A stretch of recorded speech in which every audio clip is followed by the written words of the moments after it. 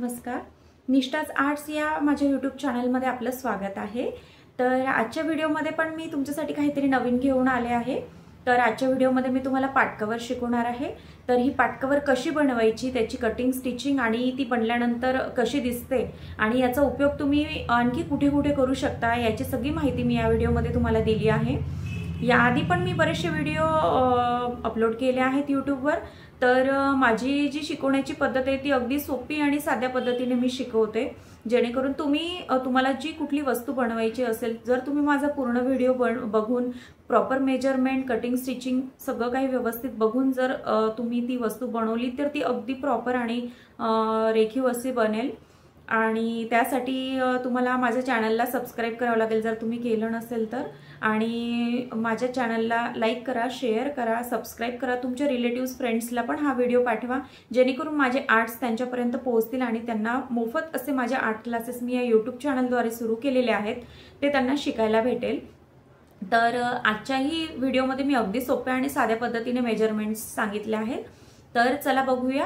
आता पहिले कटिंग बघूया, नंतर स्टिचिंग आणि नंतर पाटकवर कशी बनली हे मी तुम्हाला दाखवते। तर चला बघूया। तर पाटकवरसाठी आपल्याला पेपर मेजरमेंट तर कंपल्सरी लागतोच। पेपरवर ती मी पहिले मेजरमेंट टाकून घेते। तर मला गोल आकारामध्ये पाटकवर शिवायची आहे, त्यामुळे मी हा गोल आकार कट करून घेतला आहे। तर मला पाटकवर ही 11.5 इंचाची शिवायची आहे।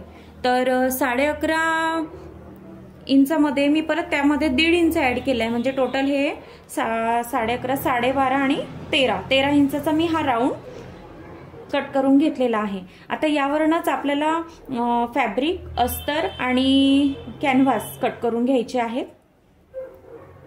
आपण जी कटिंग केली होती पेपरवर, त्या पेपरच्या मापाने हे फॅब्रिक, अस्तर आणि कॅनव्हास कट करून घेतलाय।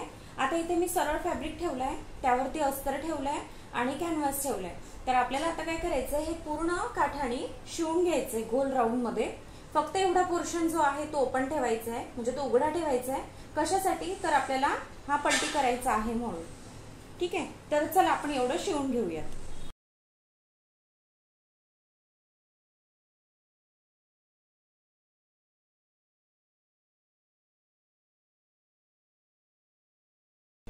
तर अशा प्रकारे आपण हा गोल राऊंड पूर्ण शिवून घेतलेला आहे आणि एवढा भाग जो आहे हा उघडा आणि ओपन, म्हणजे ओपन ठेवला आहे।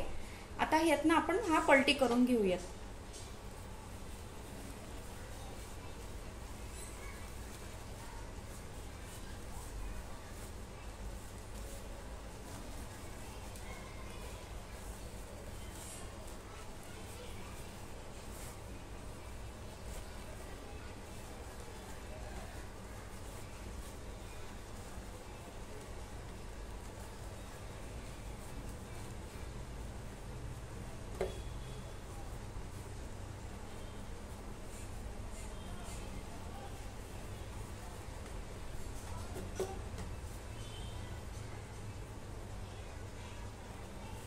ठीक आहे, तर अशा प्रकारे आपण हा पलटी करून घेतलेला आहे।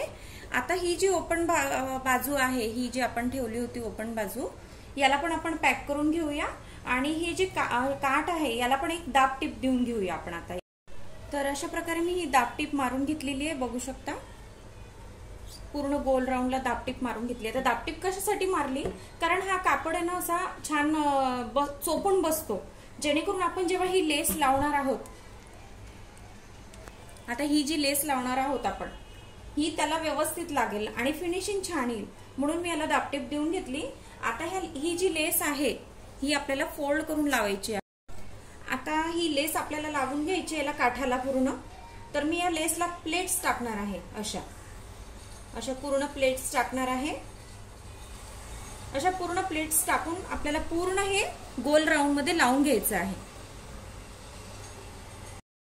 तर अशा प्रकारे पाटकवर तयार झालेली आहे, बघू शकता। मी ही जी लेस लावून घेतली आहे याला प्लेट्स करून घेतलेले आहेत, अशा प्लेट्स टाकून घेतलेले आहेत। तर अशा प्रकारे ही पाटकवर आपल्याला बऱ्याच कामासाठी वापरता येते। जसं तुम्ही चौरंगावर पण ही पाटकवर टाकू शकता, परत पाटावर पण टाकू शकता।